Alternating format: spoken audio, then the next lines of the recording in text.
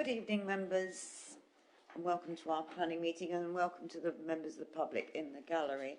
And can I also welcome anyone watching us on the various methods we have for transmitting our planning meetings. Item 1, apologies for absence. I have apologies from Councillor Abbott, and there has been no substitute appointed. So. Item 2, declarations of interest.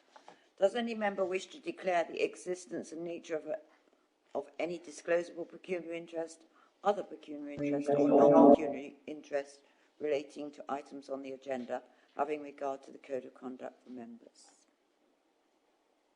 Councillor Ritchie. Thank you, Madam Chairman. Can I declare a non-pecuniary interest, please, in item 5B on this evening's agenda, application 2101478, variation to Highfields, as Vice Chairman of Great Notley Parish Council, who have made representations, but during the deliberations, the minutes will note that I was absent from that section of the meeting. Thank you, Madam Chairman. I will remain and vote. Thank you. Councillor Mrs. Beavers. Thank you, Madam Chairman. I'm going to declare a personal and prejudicial interest in the Grange Hill application 2100585HH and listed building consent which is associated with it. It is the application of Councillor Tom Walsh, who's a colleague but also a personal friend as well. So I will leave the room if that application is discussed. Thank you, Madam Chairman. I will declare a declaration on behalf of us all that we know Councillor Walsh for the items 5D and 5E, to prevent everybody having to declare individually. Anyone else wish to declare anything? No. Item 3 of the minutes. Members, the minutes are, back minutes are still to be deferred this evening. They're not ready yet. Item 4, public question time. There are no general questions in the public session. The person speaking will come to the table prior to the application. Item 5, planning applications. Members, you will notice that we have items in Part B, which we normally en bloc. And we would determine these without debate. As items 5D, 5E are applications submitted by a councillor, and items 5F and 5G are BDC applications. The committee should deal with these items in a transparent way. I've therefore decided that a short presentation should be made on these items, 5D, E, F and G, and open for debate prior to voting. The item 5H that is on the agenda because the applicant is an employee of Braintree District Council. This application meets planning policy, and this one could be voted on block. I move that, Chair, if I may. On moving 5H. Thank you, Councillor. Does it find a seconder? Thank you, Councillor Ritchie. All those in favour that we approve 5H? Thank you very much indeed, members. That is unanimous. So we will deal with the applications in Part B following the Part A as per usual. So we come back now to Part A. And the first application in Part A is 5A, application number 2100929 out, land south of Chapel Road, Ridgewall. We do not have any speakers on this application this evening. It can be found on pages 6 to 33. So I'll go straight to the presentation, which is going to be made by Carol. Good evening, Carol. Thank you very much. Thank you, Madam Chairman. Good evening, members. This application is an outline application for a residential development of up to 24 dwellings. And one of the reserve matters relate to access is also being seeking for approval as well. So this shows the site plan. The site is to the south of Chapel Road in Ridgewall. And this is an aerial photo. The star shows the site location. Applicant has also included an indicative layout plan showing how the 24 units will be laid out on site. As you can see, to the north of the site, the applicant also indicate that there will be an attenuation point up to a storage of 500 cubic meters. And to the south of the site, the applicant also indicate that there will be a public open space provided. This shows the indicative tree protection plan. Apart from to the north of the site to provide the necessary access road, this is the only part of the road hatch that will be taken. Otherwise, the applicant is proposing to keep all the existing trees and hedges, and it will be further enhanced with other landscaping.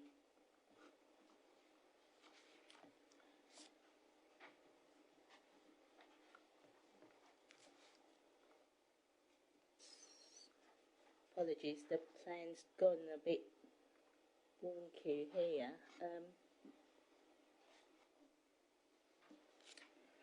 Since written up of the report, the applicant is still in discussion with Essex Highway. In view of the recommended refusal, the applicant is also proposed to amend the proposed footpath connection provided in order to link to the existing footpath of the villages. Apologies. This path shows the latest update drawings of revision G of the visibility space. Instead of providing a public footpath along the road, along the highway edge, the applicant is now seeking to have agreement with the adjacent land owner, Chama Housing Partnership, to provide a right-of-way for the future occupants to walk through the adjoining site to the east and then walking back into the village. However, at the moment, the council still haven't received any unilateral undertaking or formal agreement from the adjacent landowner. And one of the things we need to consider is, in order to link up to the existing public footpath in the villages, all the future occupants will need to walk past the adjoining Chama housing site and also need to walk past the informal footpath provided by the allotment site. At the moment, this is a private footway, it is not a public footpath.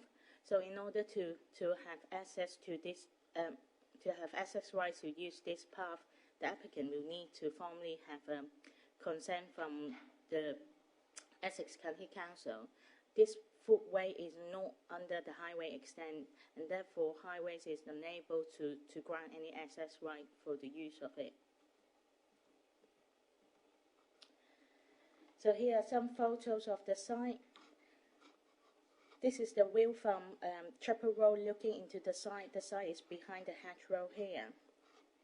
At the moment, the site also have an eastern vehicular entrance through the next door Chama housing site and has been currently fenced off.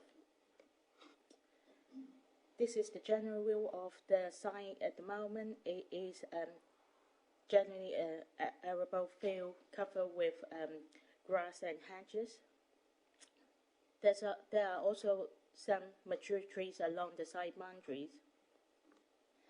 This photo shows the site to the east of the Chama housing site to the east of the application site. As you can see here, the latest proposal for the applicant to provide the footpath back to the village is to walk past from this, in front of these two pairs of semi-detached dwellings.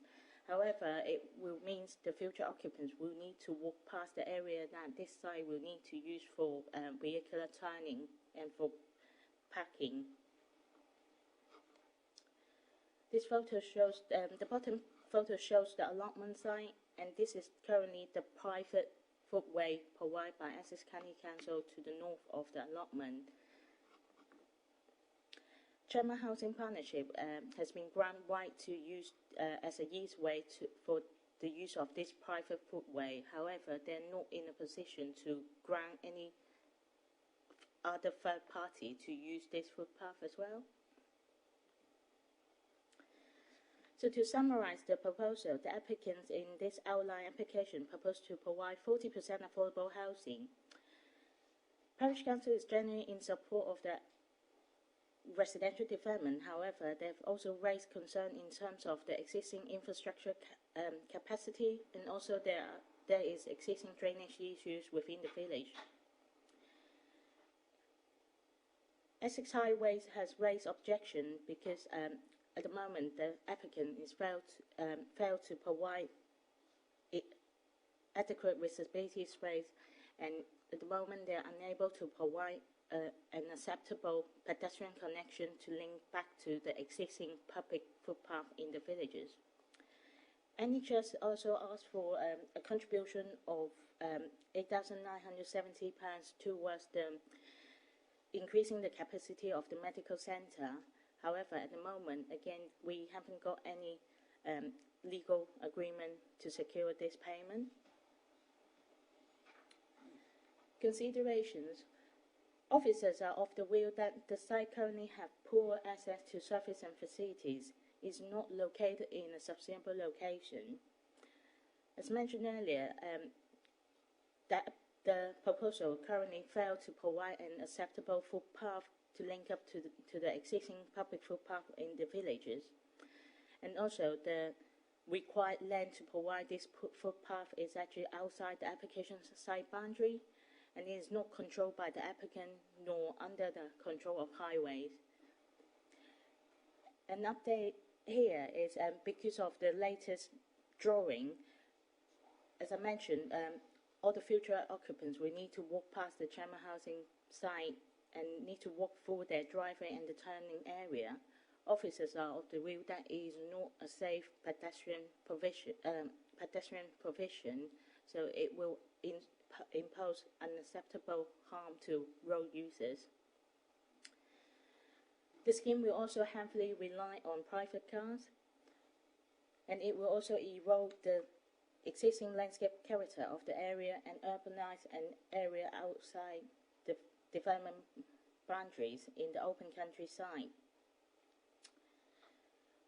And a portion of the roadside hedge will also need to be cut back or trimmed and maintained at a low position in order to facilitate the development, which again it will have landscape impact. Members might be aware that we have circulated an update report regarding the current 5-year housing land supply situation. I believe a copy is on the table with all the members now. Basically, following the latest appeal decision of Station Road in Elscombe, the council have reviewed the 5-year housing land supply situation. Officers still, we are still content that we have demonstrated a 5-year housing land supply, and as a result, officer has reconsidered the planning balance of this application, and we're still maintaining the recommendation to refuse the application. Even if tilted balance is applied, officers still of the view that the harm identified are significantly and demonstrably outweigh the benefits of the scheme, and therefore officers still recommending refusal of the scheme. Madam Chairman, just an update in view of the latest footpath drawings, because it's officer of the view that is not a safe provision. That's why officers are also recommending to update the refusal reason to provide to highlight that the proposed pedestrian lane is not a safe connection. So the update has been highlighted in red on the slide here. And that's the end of my presentation. Happy to take any questions. Thank you. Thank you very much, Carol. Councillor Mrs. Parker. Thank you, Madam Chairman. Thank you, Carol, for your presentation. So this is one of the villages in my ward, and I know the site very well indeed. First thing I'd say that I'd note that the parish council actually have supported this application. I think the two factors that weigh heavily on their mind is the provision of affordable housing, which is needed in the villages, and also importantly the prospect that it will improve the viability of the village school, which is very much appreciated in the village. So in those terms, certainly there is definitely a social element to sustainability of this site. But I'm afraid from that point, really, I do diverge, and I do completely support the officers' views on this site and the reasons that they've given for their recommendation. This site is not allocated for development. There were other sites in Ridgewell, actually, which were allocated for development in the local plan and are currently being built out. But this was not one of them, so this is another speculative application. The officers are completely right in that it's lack of accessibility to larger settlements. There are no really very, very limited facilities within the village. There is actually no bus route at all, I don't think, through Ridgewell. You can't get to Haverhill and you can't get to Braintree or Halstead. And obviously our policy is to direct development to locations where people can. There is an option to use public transport, and there is an option to walk or cycle to facilities. Interestingly, I think it was only about 3 years ago, there was another application in Ridgewell for 21 houses on the other side of the village, which was rejected on appeal. One of the main reasons being that it's lack of access to towns nearby and to other facilities. Obviously, we have unusually an objection from highways. The visibility displays are not adequate for the speed of the road, and I noticed that there was quite a detailed speed survey done. As I expected, the speeds are pretty high on that section of road, so long visibility displays are required. That will require cutting back hedges, maintaining hedges which are not in the control of the applicant. As pointed out, no safe pedestrian access to the network of to the pavements in the centre of the village. And also, I think I would completely agree with the other reason, which is it's the landscape reason, because Ridgewell does sit on the top of a plateau. Actually, interestingly, there have been 3 houses built in Ridgewell fairly recently, and you can see them from an awful long way away. They are quite stark, those particular houses, and I do completely agree with the officer's view that development of this size and in this particular location will, I think, have a urbanising edge to the village, and I don't think it would be appropriate in this particular location. The only other point I would make is I noticed that some residents have raised the issue of drainage. I note that it is not being felt by Essex County Council that's going to be an issue, because it can be dealt with by a SUD scheme, but I do know there is an issue with drainage. Quite often it's actually on the top of hills because the water just sits there and doesn't drain away, and certainly I was approached last year with a neighbour with flooding almost going right up to the house very close by. So that was, I think, a legitimate concern, but I do notice that I think it probably the Essex County Council as lead authority are satisfied with the proposals. But overall, I am happy to agree with the officer's recommendation to refuse this application, and I will actually move that as well. Moving it with the additional refusal reason. With the additional refusal. Thank you very much, Councillor. Thank you. Councillor Fine, second. Yes, did you wish to speak, Councillor Mann? Except to agree with everything that Councillor Parker has said. I note the view of the parish council, but they really ask us to do something we can't deliver. That this support won't be considered precedent for any further developments upon greenfield sites. Well, that's certainly not within our gifts, and I think it would present a precedent. And as Councillor Parker said, this is a speculative site. It's greenfield. It's in the countryside. Countryside policy applies. I note the revisions or attempted revisions about the footpath, but they're not proven. There's no hard evidence. I mean, certainly Chelmsford Housing Partnership couldn't transfer their agreement to a third party. So I think that falls, and therefore the report stands. But I mean, the key for me is it's not a sustainable location. There's very poor access to services and facilities, and must be a huge dependence on private car that, again, isn't sustainable. I mean, there's, I think in the report, a wonderful line about them actually having a bus stop, but no buses. And I think that just about sums it up. Thank you, Madam Chair. Thank you, Councillor. Does anyone else wish to add anything new or further? No. Well, it has been moved and seconded that we refuse this application with the additional refusal reason, as Carol pointed out to us. All those in favour of refusal? That is unanimous. Thank you, members. And that brings us on to application 5B, application 21-01478 VAR, Highfields 224 London Road, Great Notley. And we do have a speaker on this application. Can I invite Mr. Ian Spencer, the agent from Design and Development Consultancy, to the table to make his presentation. Mr. Spencer, you have 3 minutes to make your statement. Thank you.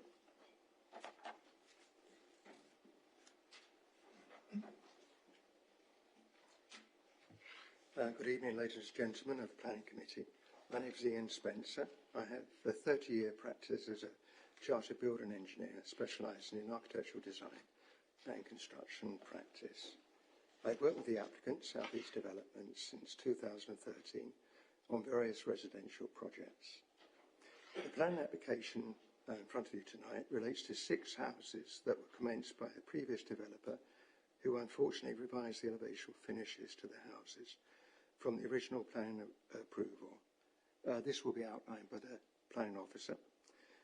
South East Developments were asked to take over the projects by the bank funding the development and have worked with the planning officers, highway engineers and the building inspectors to correct the house construction and meet all the current regulations.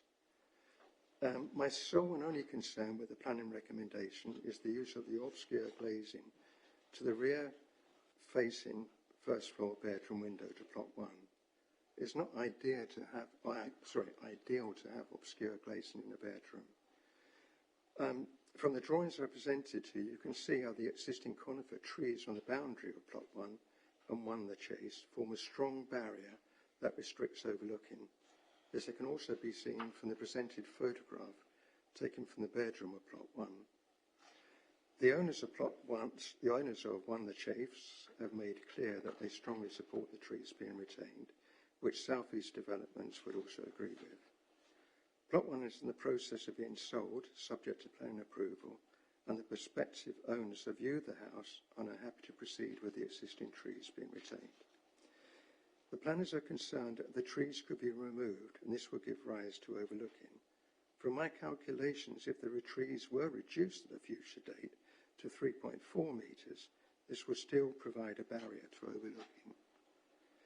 My suggestion to find a solution to these concerns is to remove the condition requiring obscure glazing.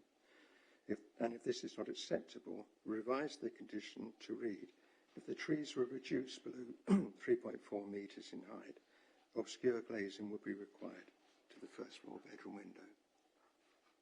That's it. Thank you very much indeed. Thank you, Mr. Spencer. Thank you.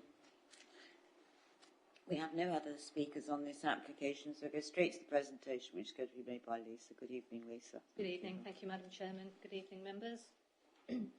This is a Section 73 variation application relating to the variation of Condition 2, the approved plans on permission 15/001764, and you can see the description there.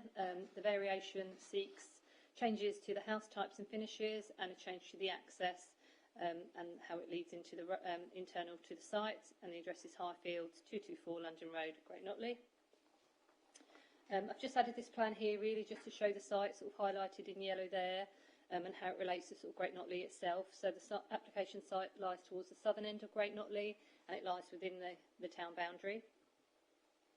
A location plan here showing the site outlined in red.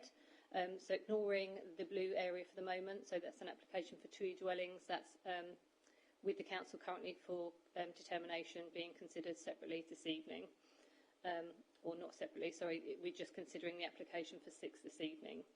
So on the site itself, 6 dwellings have been built following the 2015 application and a later Section 73 application in 2020. However, as detailed within this report, the development has not been built in accordance with the approved plans, and this application seeks to regularise that, as well as the proposed detached double garage for plot 1 and a new amendment to the access location. So turning to the site plan here, the application seeks to change the location for the access, so it's moving slightly south away from this mini roundabout, as you can see here. The general siting and layout of the 6 dwellings remains as per the extant permission. The main changes, which we'll see as we go through on some of the slides, relate to some fenestration changes and materials. So the first floor of the dwellings changed from render to brick. There is a removal of the chimneys on all the sites, so that is a point of clarity here for members this evening, in that it's not just 5 and 6 where the chimneys are removed as suggested within the committee report.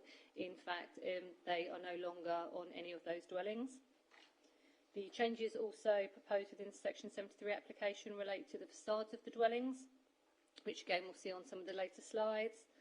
And as detailed within the committee report, the main changes, or the plot that has the majority of the changes, is actually plot 1 here.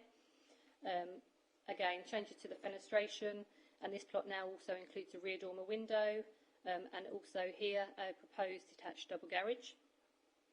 Also, really just to point out, whilst we're looking at the proposed site plan, is this conifer screen here that there's been some discussion about, and we'll see later on in some photographs. So just turning to some floor plans here, this is plot 6. Plot 6 has an integral garage here and is a 4-bed. You can see the roof plan there. In terms of elevations, you've got render on the ground floor, brickwork on the first floor and slate roof. And again, just looking at the rear elevations there. Plot 5 is just a handed version of plot 6. So again, integral garage, 4-bed. The roof plan there, and again the same elevations with the integral garage, brick and render, slate roof. And the rear elevation there for plot 5. Plot 4 is also has an integral garage, living accommodation at the ground floor, 3 bedrooms at the first floor, and then 2 bedrooms within the roof space.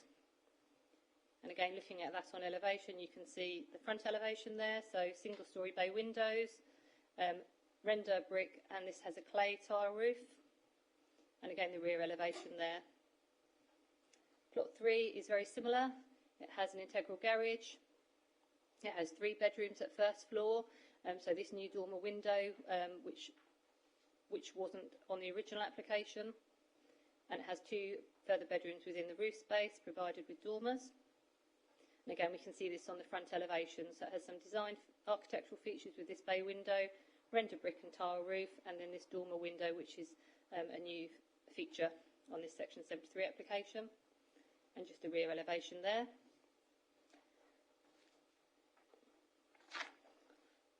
Plot 2, again, also benefits from an integral garage and has 3 bedrooms at first floor and a further 2 in the roof space. And again, very similar in terms of the elevation, this bay, the similar material palette, and the accommodation within the roof space of the garage. And again, looking at the rear elevation there.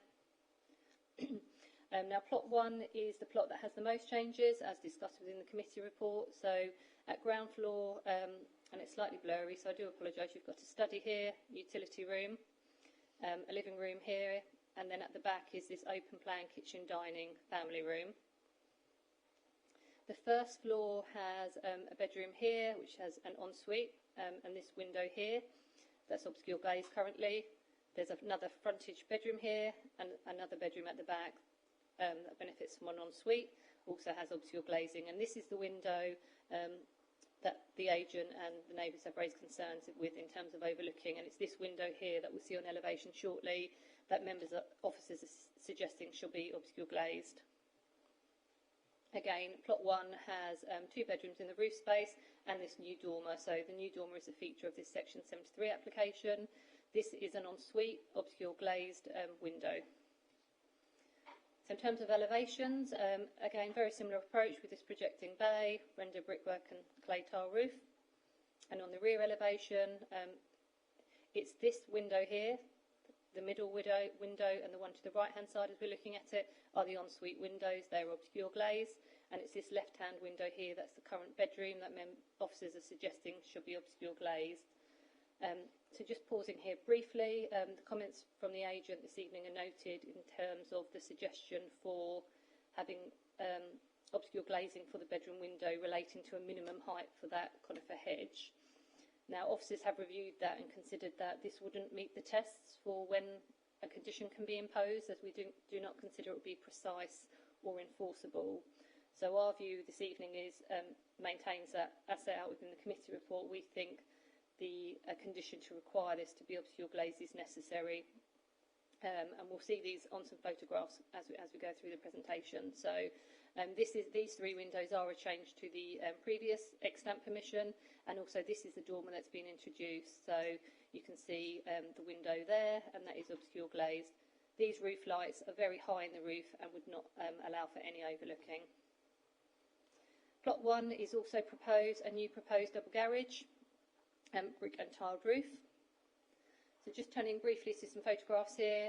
These are a photo of plots 5 and 6, so you can see the brick and render and sort of the design feature there, integral garage. This is just on the left-hand side here is plot 2, so the accommodation above the garage. Plot 3 here, so this is the new window that's been inserted above the garage. And you can see sort of how they're almost just finishing off, so this will be render at ground floor and the brickwork at first floor. Just looking solely at plot 2 here, again you can see sort of the palette of materials. Plot 1 from the front elevation, and another one at plot 1 there, just sort of showing the architectural features. More of a street scene here for you here, so on the left hand side is the frontage bay of plot 1, then you've got the flank elevation of plots 2, and then in the distance you can see plot 4 and plot 5 and 6 behind. This is taken from London Road, so again you can see the proximity of the mini roundabout here. This is the existing access into the site, and actually the proposal seeks to move this further south, so away from that mini roundabout, and you can almost see where that drop curb has sort of, works has already started, it appears, to sort of undertake that change in location.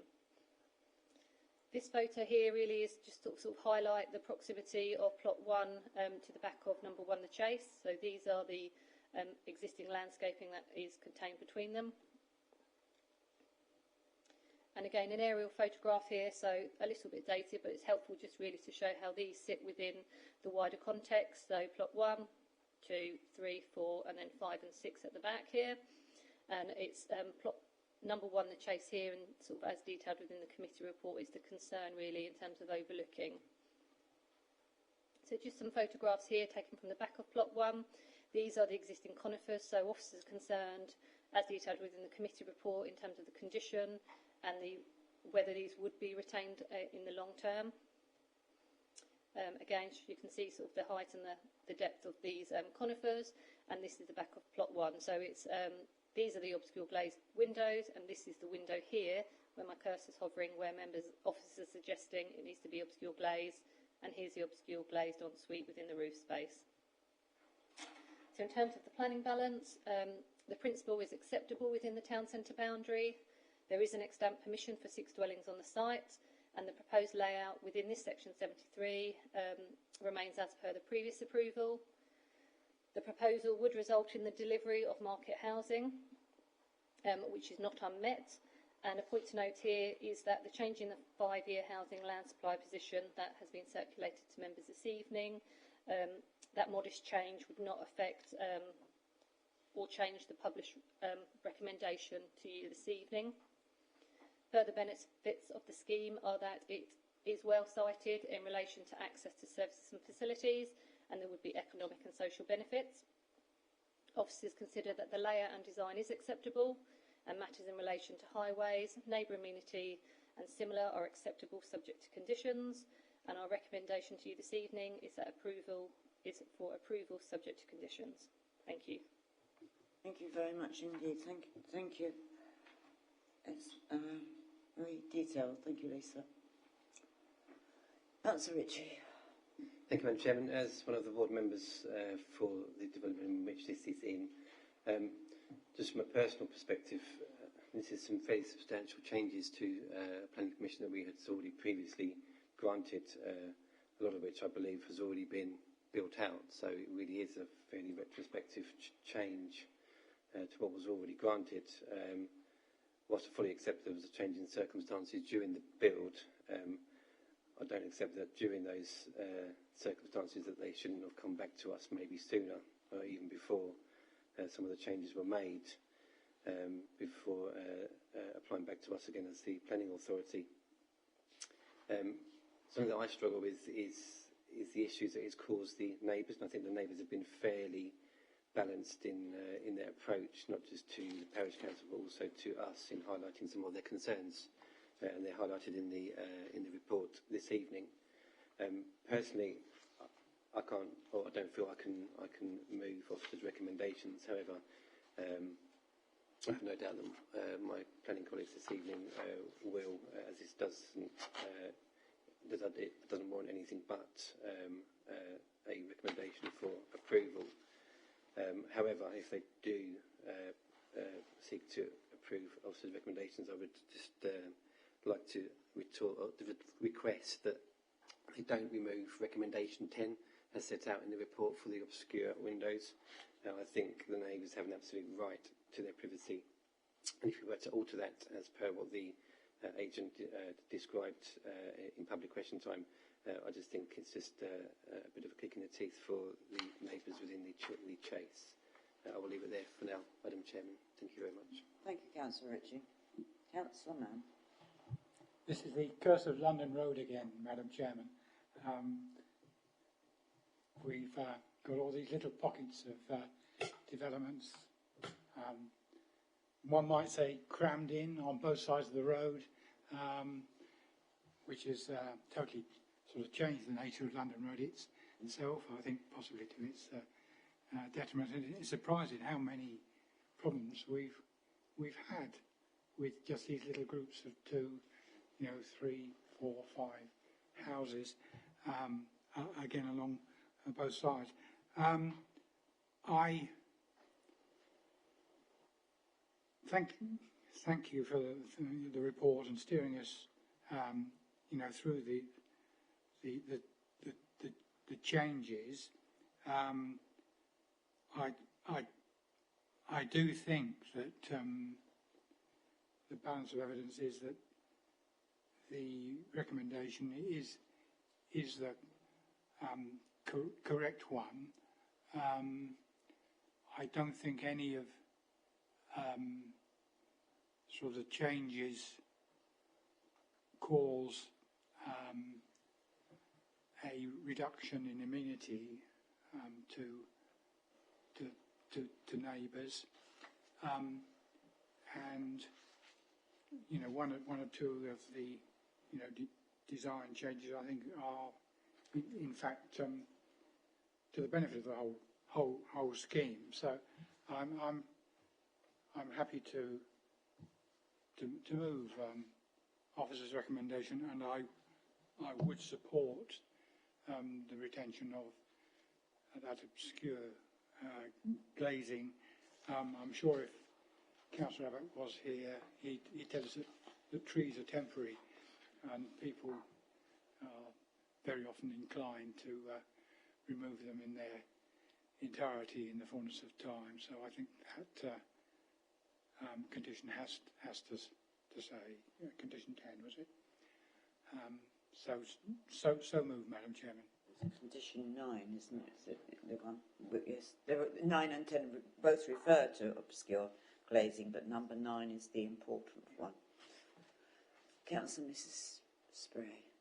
Thank you, Madam Chairman. Yes, I will second that. I don't think there are any sort of sound planning reasons for us not to approve this evening. Just to add a couple of comments, really, I would echo Councillor Ritchie's concern. I think it's always a bit disappointing when changes are made during a development and then at the end of that, you know, the developer suddenly thinks, oh, well, yeah, better put a retrospective application in. I just think it's disappointing that they can't do it, you know, beforehand. And it's unsettling for neighbours when they see things being done differently to those that were given planning permission. And I don't think it gets you off to a terribly good start with your neighbours around you if you're, you know, if you're not complying and consulting with them. But there we are. Absolutely agree about the window. I accept the agent's point, Mr. Spencer's point, that yes, it could be double glazed at a later stage if the tree heights were lowered. But I just don't see that that's a practical condition to enforce. I mean, it might not be for 5 or 6 years. You might have different people living in the house who strongly object to it being glazed, and I'm not sure it's enforceable anyway. So I think it's, quite honestly, I think it's a small price for them to have to pay to have it is only a relatively small window to have that glazed. So very happy to support that. Thank you, Chairman. Thank you, Councillor. Mrs. Spray. Anyone else? Councillor, Mrs. Parker. Yeah, yes, I mean, I think the outstanding issue really is just this window with the glazing. So I mean, I think one has to consider this on the basis that the trees are not there. But I noticed in the report you say that there is unacceptable overlooking. There would be unacceptable overlooking. Could you just clarify why that would be the case with the chase, just so that I understand? Thank you. Yeah, thank you, Lisa. Should I answer that one probably? Yeah, so I've had a look at, I've been within plot 1 and had a look at it from all of those rear windows, so the ground floor, first floor, and within that ensuite. And I've also been within number 1, Chase the Garden. Obviously at the moment it's difficult because the trees are there, you can't actually get to direct overlooking, but there is some thinning toward the bottom of the conifers, so you get a sort of perception of sort of what level of overlooking would be there. I think it's a combination really of the distance between them and the way they're orientated. So plot 2, for instance, is sort of angled slightly away from the boundary, so any overlooking would be more oblique, whereas plot 1 is very much parallel to the boundary. So I think because of its siting and that proximity, there would be unacceptable overlooking, mainly towards the garden of number 1, the Chase, but they've got habitable windows on that elevation, so there would be overlooking as well there. Thank you for explaining that, Lisa. Thank you. Councillor Wrench. Thank you. It's just a point of clarification on the conifers. Who would, I'm assuming plot 1 would own the conifers, or who would have ownership of the conifers? Yeah, the conifers, they lie at the back of number 1, the Chase. They're within the application site, so they would be in the ownership of the new plot 1. It's an odd boundary there because when they get to sort of plot 2 on the development site, they almost change to be within the back garden of the adjacent, I think it's number 2, the Chase, it might be number 3, the Chase, but they then swap to the other side. But the conifers that we're concerned about in terms of needing to be retained to prevent that overlooking are within the application site. So yeah, there's control there. Thank you. Anyone else? It has been moved and seconded. It's been moved by Councillor Mann, seconded by Councillor Mrs. Spray, that we approve this, making sure that we keep condition 9 well and truly within it. All those in favour? Thank you. Those against? Thank you, Councillor Ritchie. That application has been granted. Thank you. We now come on to application 5C, application 21025545, full 3 Springwood Court, Braintree. This application can be found on pages 55 to 62. We have no speakers on this application, so we'll go straight to the presentation, which is going to be made this evening by Amy. Thank you, Amy. Thank you. This is application 2102545 full at 3 Springwood Court. It's for the retention of the change of use from use class B2 to use class B8 with ancillary trade counter. The application site is located within Springwood Court, which forms part of the wider Springwood Industrial Estate within the western section of Braintree Town Development Boundary. The building subject to this application is in the middle of 3 structures sited on the west side of Springwood Drive, which you can see on the plan in front of you. It's located close to the entrance point to the industrial estate from the Podsbrook Road, Rain Road Roundabout junction, which can be seen here. The application building is a typical warehouse building with ancillary office space, storage space and a trade counter to the building frontage. These plans are noted as the existing floor plans, and these are the floor plans as they would have been before the change of use took place.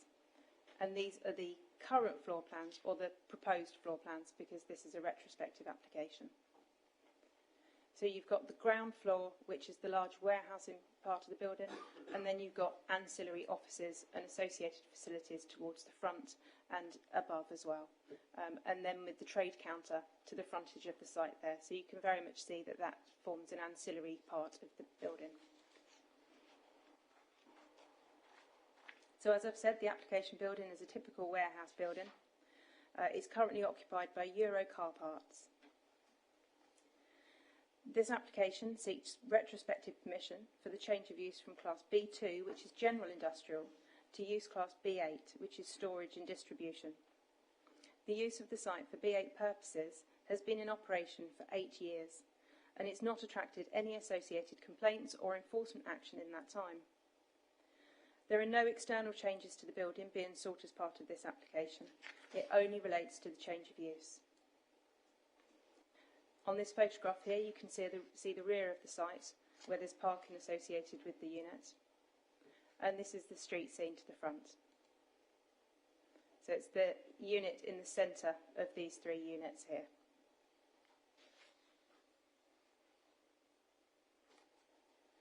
The site lies within an employment policy area, which is allocated for B1, B2 and B8 employment uses. The use for continued B8 purposes would continue to offer a viable, active and established employment use in this sustainable location.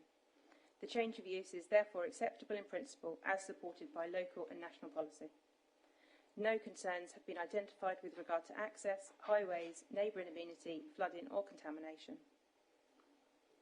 Subject to those conditions outlined within the committee report, it is therefore recommended that planning permission is granted. Thank you. Thank you very much, Amy. Thank you. Another retrospective. Members. Councillor Ban. No other side, Madam Chairman, and I think that this change is within policy. From sort of B2 to B8, and I think the fact that 8 years without any complaint or enforcement action is also indication of conforming behaviour, and there are no external changes to the building. I think that all adds up to something that we can support. So again, have to move officer's recommendation. Thank you, Councillor. Does it find a secretary? It does. Councillor Richard, if you wish to speak.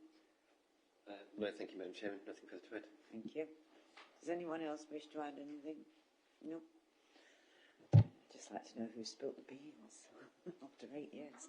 But it has been moved in a second that we grant this application. All those in favour? That is unanimous. Thank you, members. That now brings us on to the Part B applications. We have no speakers on any of the Part B applications, and they're all going to be presented by Amy. So we go over to Amy for the first one, which is 5D, application number 2100585HH18 Grange Hill, Coggeshall. We'll take the listed building one along with it, I presume. which is 2100586 LBC. Same address, 18 Grange Hill, Coggeshall. Thank you, Amy.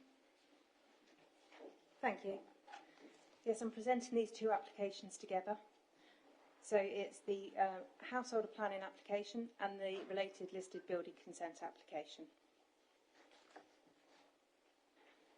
These applications are being reported to Planning Committee as the applicant is a member of Braintree District Council. The application site is a two-storey end-of-terrace dwelling house situated within the Coggeshall Conservation Area, and it's Grade 2 listed. This is an existing site plan. As you can see, this is the building here with the application site outlined in red. Existing elevations and existing ground floor plan. This is the proposed ground floor plan, and this is the extent of the extension that you can see to the rear here. And then again, the associated internal alterations. Proposed elevations, and then some photographs of the site.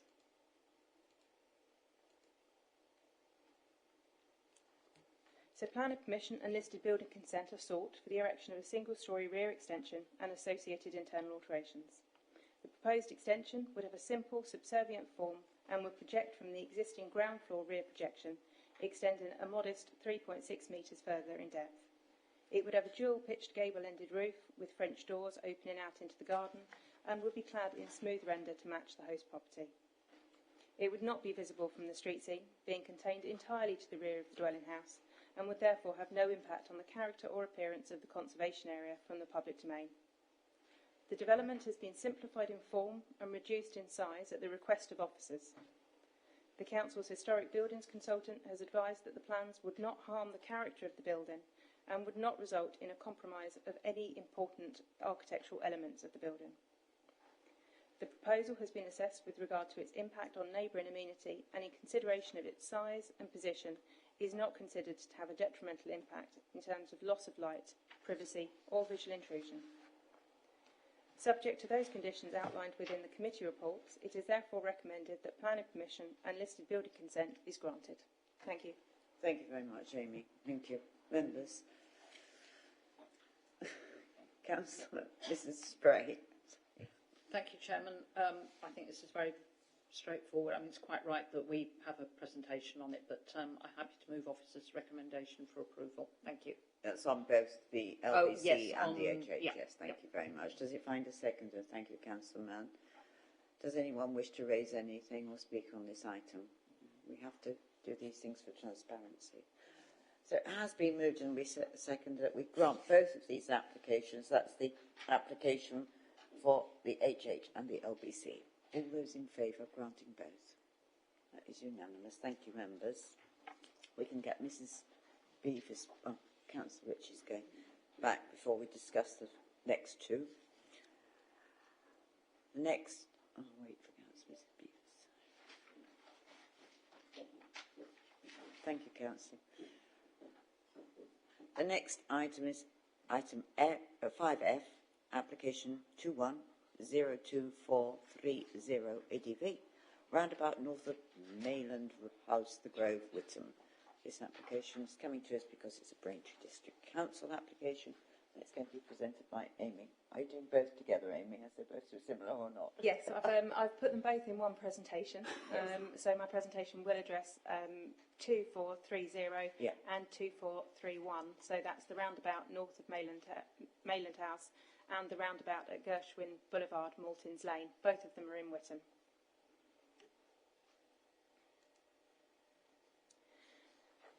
So these applications seek advertisement consent for the display of roundabout sponsorship signs on two roundabouts in Witham. The applications are being reported to Planning Committee as the applicant is Braintree District Council. This is the site plan for the Mayland House on the Grove site. And as you can see, there's two red dots here in the roundabout, which is indicating where the signage would go. There's a photograph of the roundabout as it is at the moment. And this is the second one, which is the roundabout at Gershwin Boulevard, Maltins Lane. And again, we've got 2 red dots indicating where the proposed signage would go. And again, a photograph of the site. This is the signage specification. So it's the same for all 4 of the signs, 2 on each of the roundabouts. It's 1 metre in height, with then a ½ metre sign mounted on that. But yes, the overall height is 1 metre by 1 metre in length. Now, the Town and Country Plan and Control of Advertisements Regulations 2007 stipulates how an application for advertisement consent can be determined. The only considerations relevant include visual amenity and highway safety impacts. The proposed signage would not be prominent, would not be illuminated, and would be acceptable in terms of design. They would provide a consistent approach to signage on roundabouts in the district. The signs would be visible for users of the highway, however they are not of a size such that they would be overly prominent or distracting for highway users. Subject to those conditions outlined within the committee reports, it is therefore recommended that advertisement consent is granted. Thank you. Thank you, Amy. I don't know if members would like to take them individually, or should we take both together? Councillor Ritchie, you wish to speak, so I'll listen. I'm happy to take them both together, Madam Chairman. So compliant signage within the design guidelines, no adverse impacts on the highways. Happy to move both recommendations, Madam Chairman. Thank you, Councillor. Does it find a seconder anyway? Thank you, Councillor Horner. Does anyone else wish to speak on these 2 signs? No. Well, it has been moved by Councillor Ritchie, seconded by Councillor Horn, that we grant the applications for both the roundabout at Mayland House, the Grove Whittam, and the roundabout at Gershwin Boulevard, Baltings Lane, Whittam. All those in favour? That is unanimous. Thank you, members. Thank you. That brings us to the end of our planning meeting. This is absolutely amazing. 10 minutes past 8. It's much, much earlier than usual. And just remind you, we're all back again next week. See you all next week. Thank you very much indeed. And thank you, officers, and thank you, Alison. Thank you, everyone. Thank you.